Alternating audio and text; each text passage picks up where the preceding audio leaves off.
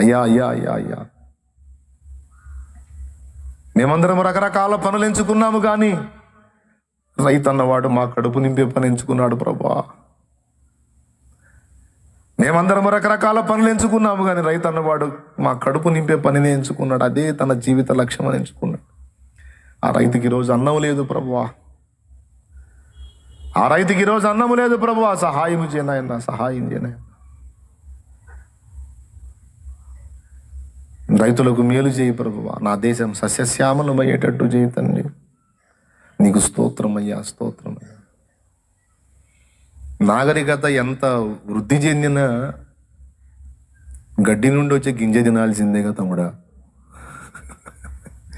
నాగరికత వృద్ధి చెందిందని గ్లాస్ తిని బతకలేంగా, నాగరికత వృద్ధి చెందిందని టాబ్లెట్లు మింగి బతకలేంగా. గడ్డి నుండి వచ్చే గింజలే తినాలి కదా తమ్ముడా.